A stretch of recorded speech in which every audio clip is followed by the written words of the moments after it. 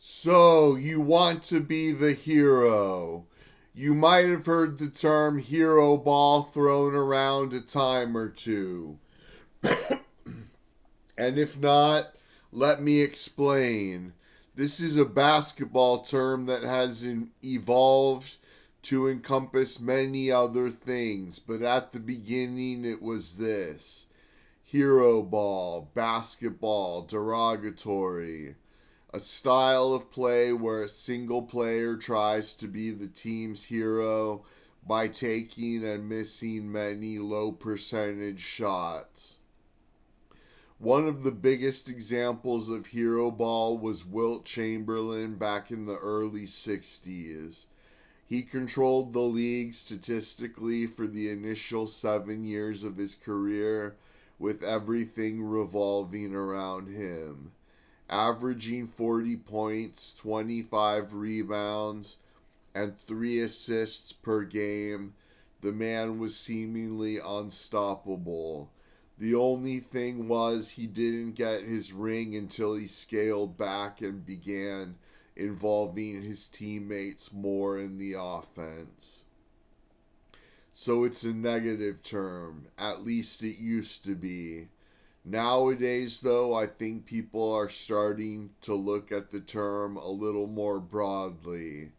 When a special player has the ability to just take over a game if things aren't going their team's way, some people call that hero ball as well. The likes of Michael Jordan, Tom Brady, and Patrick Mahomes come to mind. Heck, consider that what many consider to be the greatest comeback in sports history, Super Bowl 51. Tom Brady pretty much takes over the game in the fourth quarter, coming back from a 28-3 deficit to win the game in overtime 34-28. He literally took over that game, which is saying a lot in a game like football where it takes 11 guys on a team to play. The guy was special, kicked it into hero ball mode. And then when we exit the world of sports and we move into the world of entrepreneurship, there are those special souls who refuse to work with other people. They want to do everything themselves, whether out of necessity because they can't afford to hire help yet, or out of a sense of independence, maybe a sense of wanting control over every aspect of their business, or from a fear of being burned by partners. Whatever the case, there are those solopreneurs out there who refuse to get help, wanting to instead handle everything themselves. Over the course of this movie, I want to give you some insights into online marketing. However, I want to take it from the standpoint of somebody who plans to do everything themselves. The ideas and insights, tools, and services that I'll be talking about in the coming in the coming movie, will be geared at those who work alone. The lone wolf, if you will.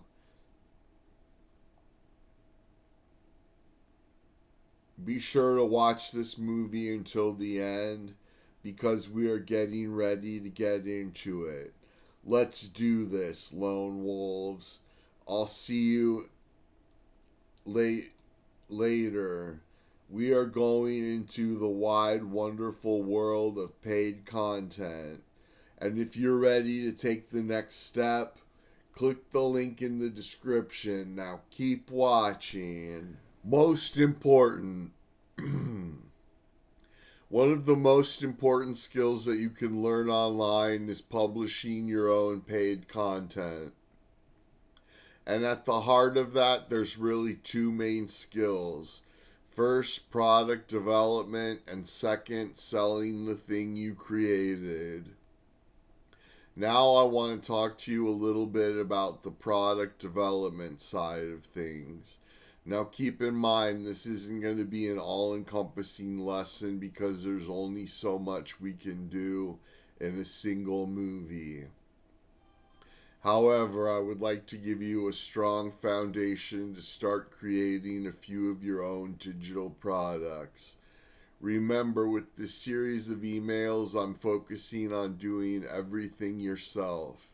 So don't expect any suggestions like going to Fiverr and outsourcing it, or getting your sister's best friend's cousin to build your funnel, or anything like that. This is the solo soldier.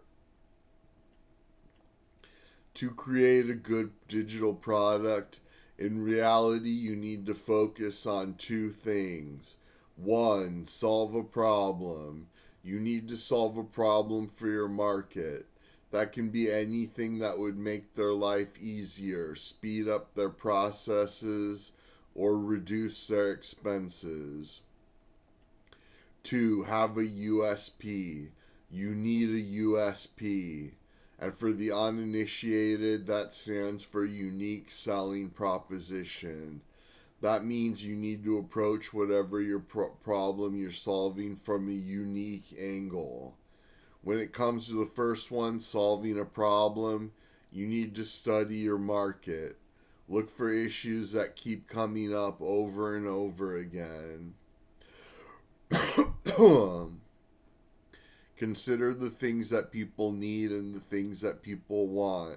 As you study your market, you're going to find that it's kind of like a melting pot of candy and vegetables, wants and needs. Take the internet marketing space, for example. People want quick ways to make money. At the same time, they need to be able to not only build an email list, but also practice good email marketing to that list. Otherwise, that's not fast or easy to get going. See what I mean? Candy and vegetables. Your product could solve something that people want or something that people need, or combination of both. But the best way to figure out what that might be is to study your market and come up with a list of wants and needs. Once you have that list, pick one of them to make a product around that resonates with you. Either you have a good understanding of the subject and can talk about it, or you have a deep interest in the subject and are willing to research it and or interview experts about it. Now that you have a topic picked out, you need to figure out what the USP is going to be. How can you approach the subject that you picked out from a different angle? Maybe you have a different way to approach the problem, or maybe you're going to take parts from a few different solutions that you have learned and put them together to create something new. Unique selling propositions can focus on the what something is like. Wilson's new airless Gen 1 basketball. It could force on where something's like Fiji water sourced from a single location in the remote Fiji Islands. It could be how it's made. The Aquafina water focuses on their Hydro 7 purification process. It could be the why something matters, the way Tom's used to donate a pair of shoes to a poor person in a third world country every time someone bought a pair. The bottom line is you need to make these two things if you want to make a product. Obviously, this is something that takes practice and you're going to get better at it as you go. However, you're going to make your product so much better just by trying to do these two things when you create it. Another thing that people always get hung up on is what type of product they should create. Should it be a special report in PDF form? Should it be an audio training or a video course? The truth is, it's really up to you, and the determining factor should be what's going to help you push your goals forward the fastest. If you have something that people want to know and you've done a good job of positioning yourself with the USP, then people are going to accept whatever medium you choose to create the product in. So that means it really needs to be the medium that you are most comfortable with and is going to help you get the product out there quicker. Just remember, money loves speed. It's not your job to create the perfect product. It's your job to solve a problem and do it in a way where people don't feel like you're regurgitating 1,000 other things they've already heard before. So just focus on those two things: solving a problem and having a decent USP. That's it for this lesson. Next, we're going to be talking about how to sell this darn thing. Work on the stuff we talked about and keep watching. Remember, none of this does a bit of good if you don't actually do anything with it. You need to take action. And if you're ready to take the next step, click the link in the description. Now you need to sell it. You know, when it comes to releasing paid content, it really comes down to 3 simple steps. Step 1, create. Create a simple product that solves a problem. Now, we talked about this in the movie already, so I'm not going to get into it anymore. You can rewatch the movie multiple times. Step 2, package. Package the product up with marketing automated sales material. Step 3, release. Release by sending targeted traffic to the sales page. We're going to briefly cover the topics of step 2 and 3 today.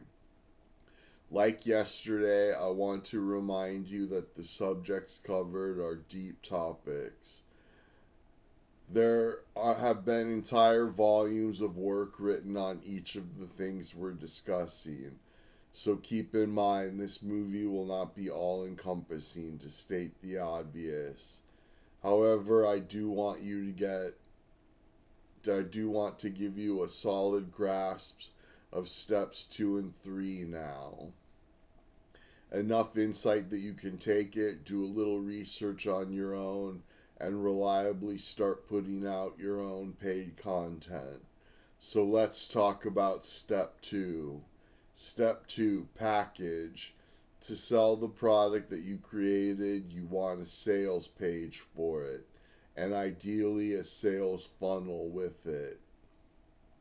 I'm not going to get into the technical aspects of a shopping cart here, because I don't think this movie is the best way to teach that subject. But there's plenty of free information on YouTube about what kind of shopping carts you can use to set up your checkout process. Plenty of free and paid options out there depending on what you're looking for. When it comes to the sales page, though, in my opinion, it breaks down simply into 3 aspects: the captivation, the convincing, and the purchase. A, the captivation. The captivation is anything your prospect sees in the first 10 seconds of hitting your sales page. That's the headline, the subhead, the pre-head, first 10 seconds of any kind of video sales letter or audio you might have embedded on the sales page, etc. B, the convincing. The convincing is the stuff that puts you in the middle. That's the features, the benefits, the stories of why this product matters, your bullet points, etc. The purchase. And then the purchase is your buy buttons. Maybe you have that only at the bottom of the sales page. Maybe you have several buy buttons strategically placed around your sales page. But those are the 3 basic parts of the sales page. At the bottom, obviously, you want some legal information and some contact information, but that's essentially how it breaks down. Now you can do a Google search or comb the bowels of YouTube for in-depth copywriting information and sales copy template designs. Find all kinds of dandy little tricks and devices you might be able to use to come up with great sales pages. At the heart of it, though, comes down to these three things: captivation, convincing, and purchase. If your sales pages are not converting, then 9 times out of 10, it is the captivation portion of the sales page that is failing you. I also spoke of sales funnels, though. When it comes to sales funnels, it's important to think about not just other products that complement the product you're selling, but also to think about access to the product itself. It's possible to create a whole sales funnel just by changing the access to the product. Let me give you an example. Imagine your product is a special report about driving traffic. You create an upsell, we'll call it Upsell 1, that is a video course version of that special report. Same information, but access has changed. Now they don't just have written information. They have this video version of you speaking to them, walking them through the information personally. You could then create another upsell. We'll call this Upsell 2, and this will make a live call. People will be able to join you at a certain date and time, and you'll go through the material live. They'll actually be able to ask you questions right there on the call, and they'll get replays of the whole thing. So you see in this example, we've turned one product into 3 products. The information hasn't changed, only the access to you has changed. So that's just a simple way to expand your product to create a funnel. Let's move on. Step 3, release. The third step is to drive targeted traffic to your sales page.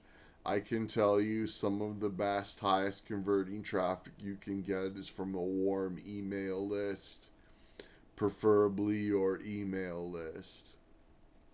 To get that, though, you're going to have to practice your list building and your email marketing. Second best source of high converting traffic is referral traffic. That is traffic that came from someone else's email list or from someone else's audience. So they might not know you, but you were referred by someone they do know, like, and trust. And that's a lot better than just cold traffic. The subject of recruiting affiliates and getting referral traffic is a deep one. I'll give you some general advice on how to go about it, though. First rule: if you want a friend, be a friend. To get other people interested in promoting your products, you have to show an interest in what they're doing and in their products. So sharpen up those networking skills. Second rule: don't just go after affiliates that are at way higher levels than you. You also want to approach affiliates who are just a bit higher level than you, at the same level as you, and as you grow, affiliates who might not be at your level. And let me be clear here, when I speak of levels, I'm talking about how many units someone has the ability to push on average. Start by figuring out how many units you're able to push. If you promote someone else's product, how many sales on average do you think you can get based on what you've done before? Are you a 0 to 5 unit affiliate? If so, you are a lower level affiliate. Doesn't mean you're a bad person, it just means you're not at the same level as someone who can push 100 to 200 units every time they do an affiliate promotion. Don't expect those people to jump up and down ready to promote for you. Target affiliates on your level and maybe a level or 2 above you. It doesn't mean you can't target some of those higher level affiliates, because you never really know. You might have a great USP, a great product, and they might just have an opening. But what I'm saying is primarily you want to focus on affiliates in and around your level, so that you create networking situations and allies that you can partner with for years to come. That's it for this lesson. Next, we're going to be diving even deeper into being a lone wolf marketer, playing that hero ball. This lesson is actually covering a lot of information, much of which requires some additional research on your part. So don't be afraid to do your own research and go more in depth on these topics. Keep watching, and if you're ready to take the next step, click the link below this video. About free content. Free content breaks down similar to paid content, only it's easier. You don't really have to worry about sales pages or elaborate sales funnels with free content. However, there are a few important things to keep in mind. First, a point. What are you creating? Why are you creating this content? What is the goal? I don't mean what your goal is in regards to helping others. I mean what is your goal is in regards to helping yourself and your business. I can tell you without a doubt that if you are creating free content to put out to the public, your goal should be to build an audience, and the heart of that audience is the email list, which means that your primary goal with all free content you put out should be lead acquisition. Second, overteaching. Don't overteach in free content. Remember, people don't have the same mindset when they're consuming free content as when they consume paid content. They didn't raise their hand with their credit card and said, "I want to know." They are showing up with a mild curiosity. They want to know what they don't know, but most times they haven't actually committed to learning anything. So keep it simple, interesting, and entertaining. So with that being said, how does free content break down? How do you prolifically come up with free content that is simple, interesting, and entertaining? Similar to paid content, focus on these two things. Topic. Instead of just focusing on problems like in paid content, broaden it out to subjects and topics of interest. This is free content, remember, so the goal of the content as it relates to the customer has changed. It's not about just solving problems now. It's about showing them something they don't know, entertaining them, and being interesting. 2. USP. The unique selling proposition still applies to free content more than ever when you are creating. Why? Because you are competing for their attention. You might not be competing for their hard-earned dollar, but their attention is every bit as valuable. So to do this, you have to consider what you are going to talk about, the topic in your free content, and you have to approach it in a unique way. Come with a new take. USPs can focus on where something comes from, how it gets made, why it matters, what it is, etc. The important thing to remember is that you are looking for a way to differentiate what you do from other products similar to yours. It's always a little more tricky and requires more thought when you are in a very saturated market. When it comes to free content, the USP is applied not to the product, but to the price of content you are asking people to consume. So if I wanted to create a piece of content about starting a blog for profit, then I need to approach it in a way that is going to stand out from the thousands of other pieces of free content out there that talk about that very subject.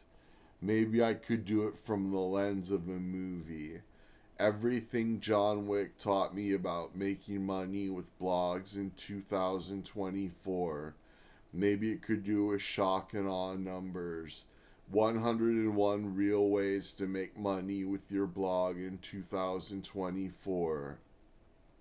That title is not only promising multiple solutions to one problem, but it is also implying with the word real that all other similarly titled information is not as good as what I am offering. A quick note here. A title is not a USP. However, usually the title will be heavily based on whatever your USP is. When coming up with fresh angles for your free content, study successful clickbait titles and break them down. Why did they work? Why were they effective? Generally, you can model and apply those same tactics to your free content. Just make sure you deliver a payoff. Don't clickbait people without an actual payoff in the content. And that doesn't mean over teaching. It means positioning the content properly. Alright, that's it for this lesson. Keep watching because I'm going to talk with you about free content distribution. Keep watching, and if you're ready to take the next step, click the link below this video. About distribution. In the last lesson, we were talking about creating effective and prolific free content.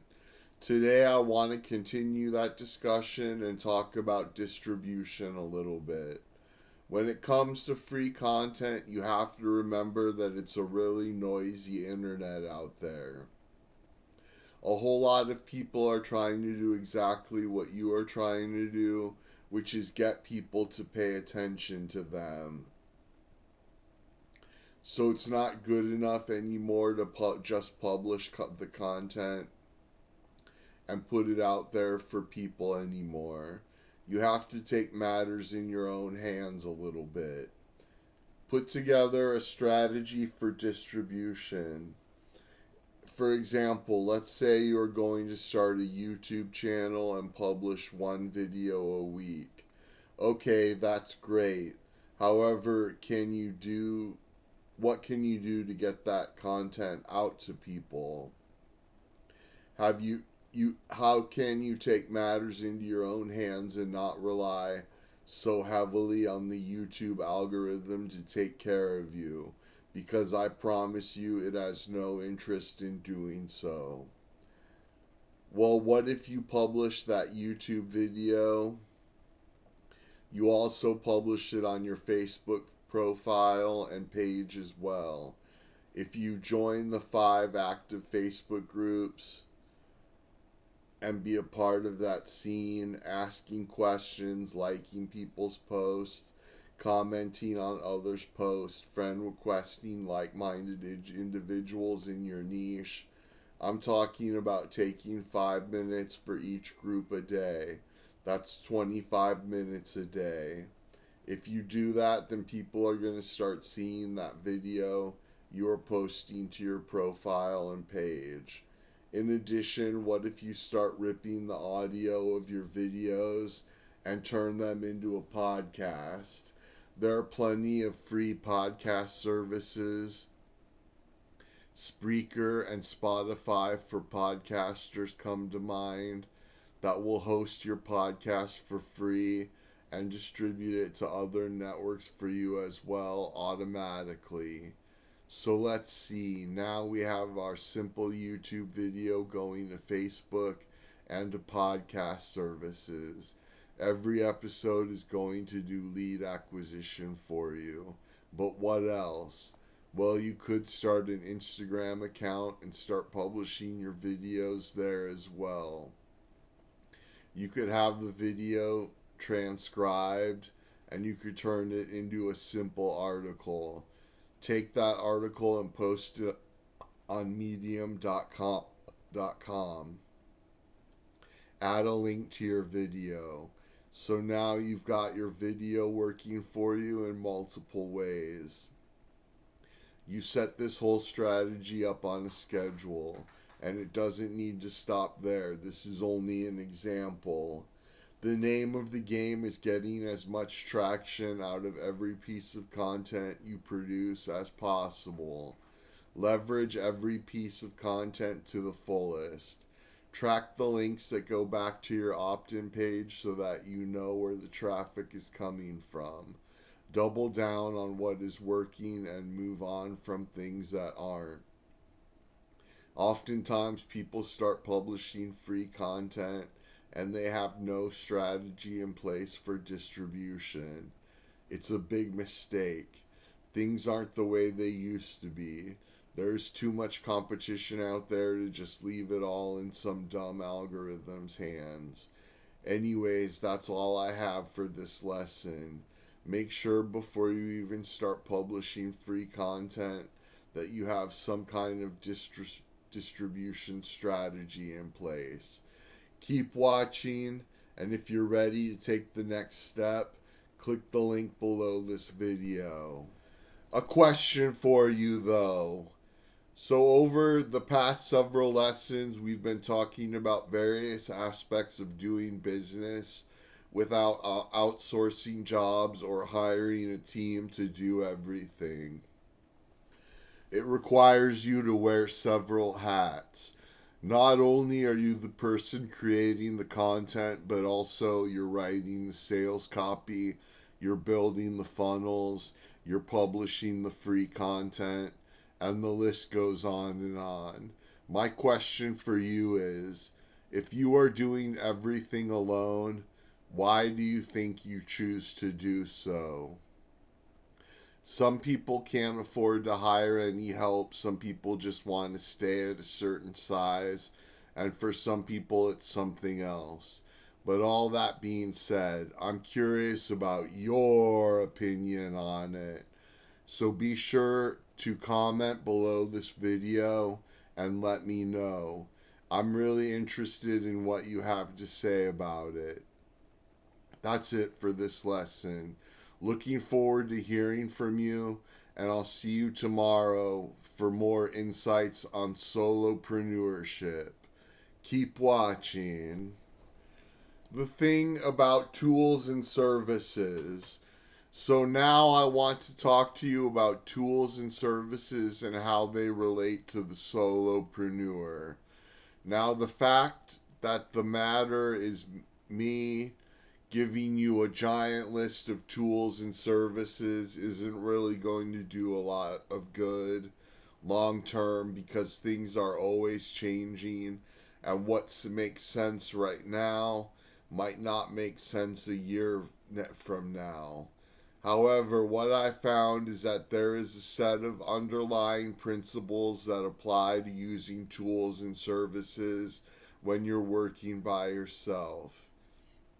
And I want to share those underlying principles with you. Principle 1, it's always easier to grow on any social media platform if you're being part of the scene. It goes back to an old age saying, if you want a friend, be a friend. I say this because there are so many tools out there that automate the process of sharing your content to tons of different platforms. The question you should be asking yourself is not, how many platforms can I share my content with? But instead, how many different platforms can I afford to spend a little bit of time on being a part of the scene? You'll get way more traction committing to 2 or 3 social media platforms than you will by automating the sharing process to 20 or 30 different places that you never hang out. And I say this not to persuade you to not use automation for sharing your content. I say it so that you understand what really matters when it comes to getting traction with your content. If you're never hanging out there, you probably won't get a lot of traction there. Principal tool. Principle 2. Tools and services should be paying for themselves. The fact is, there are a lot of tools out there that do a lot of neato, handy dandy ninja stuff. The problem is you can get a little clouded sometimes trying to figure out what you actually need. Sure, this tool might save me a little bit of time, but is it saving me time on an activity that's not even making me money to begin with? A very easy way to separate the useful tools from the unnecessary tools is just by asking yourself this one simple question. Is this tool paying for itself? Is it directly contributing to my bottom line? Because if it's not, then it might be unnecessary and you might be dealing with a situation where you have a little bit of bloated overhead. Good news, in fact, because it means you're able to save some money by canceling that tool or service immediately. I'm telling you, when you cancel or stop using a tool or service, usually only good things happen. You're either going to save money and simplify your business, or you are going to, at the very least, simplify your business. So attack these tools and services ruthlessly. As I write this to you, we are in the age of membership. Everybody and their brother wants to put you in a continuity program. So be selective of what you choose to pay for and be mindful of the programs you choose to join. Ultimately, you want as few tools and services as possible. The more bloated and complicated a system gets, the easier it is for something to get messed up. Alright, that's all I got for this one. Next, we'll be talking a little bit about personal branding and marketing as it relates to the solopreneur. So keep watching and take a look at some of the tools and services you're signed up for. Are there places you might trim the fat? Keep watching, and if you're ready to take the next step, click the link below this video. Here are 5 points on becoming a better marketer for the solopreneur.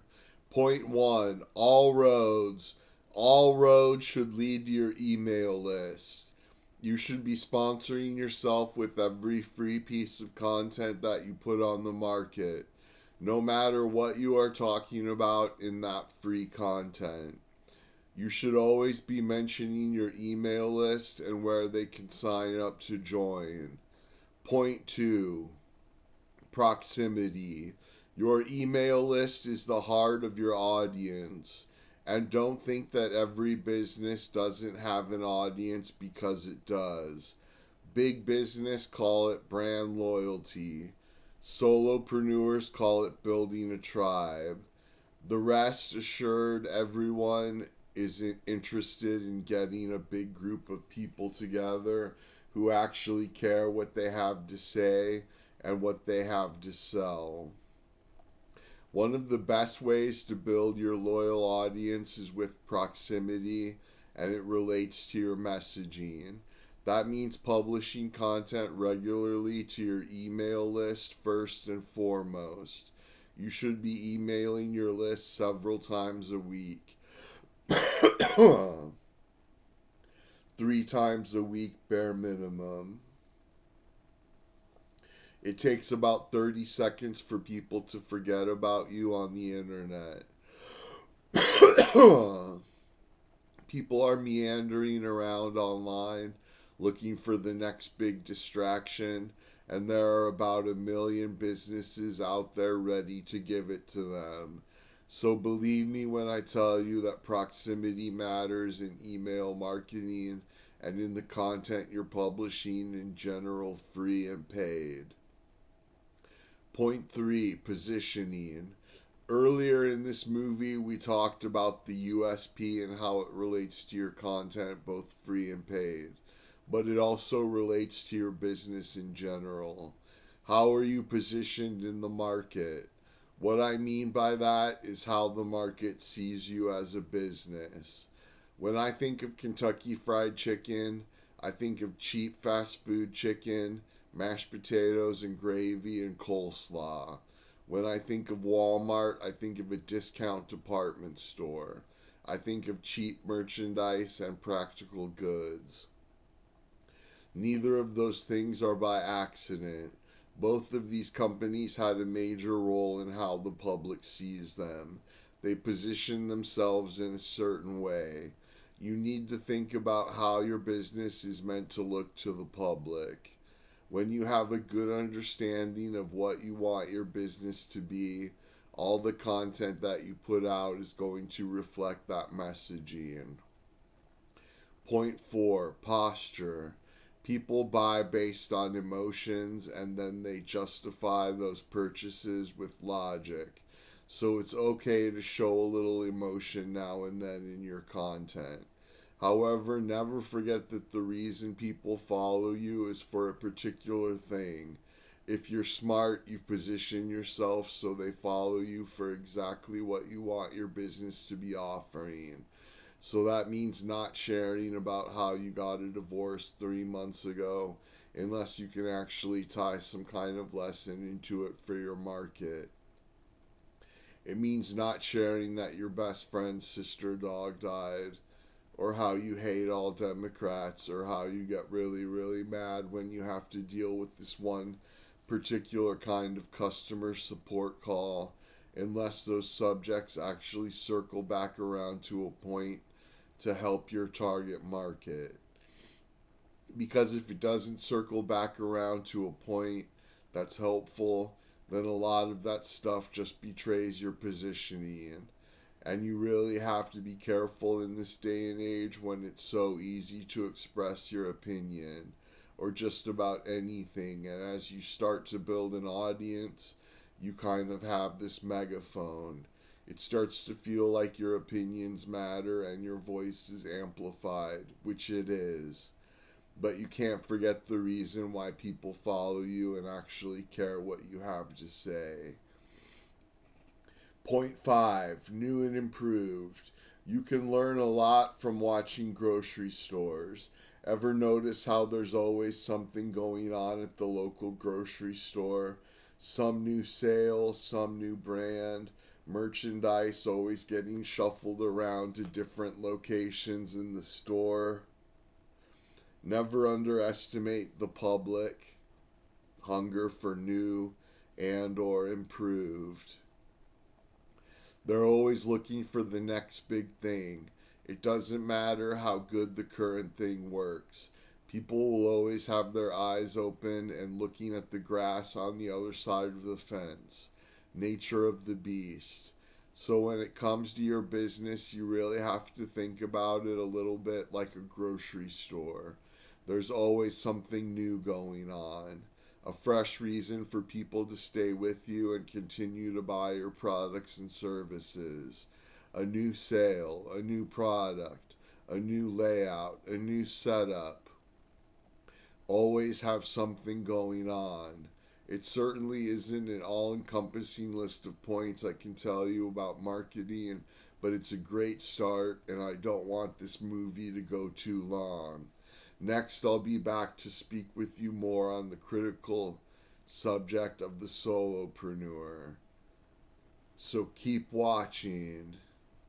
And if you're ready to take the next step, click the link below this video. Back in time. Today I want to take you back in time for a minute. Imagine you're still in high school. Do you remember what that was like? The teachers, your friends, your enemies, the books, the classes, the sports, the smell. Can you picture it? Now I want you to imagine that you never graduated. LOL. In fact, imagine that graduation was never a thing. In this particular version of the universe, you just continue to go to school and educate yourself for the rest of your life. Now, a lot of you out there might think that sounds horrible, and I get that. I truly do. I don't really sound very fun to me either. Sounds awful. But the truth of the matter is, if you want to be in business online or in any other capacity, there is a constant degree of education that has to happen. You must regularly be fitting in education to your routine. In fact, I would say education and productivity are two sides of the same coin when it comes to running an online business. They are both necessary. So if you focus too much on productivity and not enough on education, you end up getting overrun by competitors who invest heavier in education. If you focus too much on education and not enough on productivity, then you get overrun by your competitors who produce more than you do. So there is absolutely a balance to it. The best way to handle it is to take time block every single day for a small amount of education. No one is so busy that they can't dedicate an hour a day to reading, especially when you consider that you can break that hour up into 4 15-minute blocks. I won't go into specifics here about what you should be reading or watching or listening to, because that's going to differ depending on what kind of business you're in and what kind of goals you're trying to accomplish. However, what I do want to get across today is what's most important is that you don't overlook the fact that you must be educating and constantly improving yourself to improve your business. You know, sometimes people find a routine that works. They're making money and they feel like they've made it a little bit. The tendency is sometimes to kick back and settle into a kind of blue collar, repeatable process. But I'll tell you, it's a mistake. Always be looking to push the envelope a little bit. I'm not saying to the point that you're stressed out and a nervous wreck or anything. I'm just saying don't get complacent. Your competitors won't, and half of them are looking to hire teams to speed up their processes and get more done. So keep educating. Never stop learning and thinking of ways to get better. That's it for this lesson. I have one more lesson for you on the subject of solopreneurship. Keep watching, and if you're ready to take the next step, click the link in the description. Now what? We've talked a lot in these last part in this movie about various strategies and the ideologies behind working for yourself without any help. And although we've come to the end of this particular subject, it's not over. I have a lot more to tell you about. Insights gained and lessons learned. I have a lot more to say. But as I bring this particular topic to a close, I'd love to ask you a question now. What do you think has been your biggest problem with online business up until this point? The truth is, your answer is going to help you shape my content going forward, which is not only going to help me, but it's going to help you as well. That being said, I'm going to wrap this one up and just remind you to not hesitate to reach out to me if you have questions or want more information. Good luck out there, and I will see you in the next one.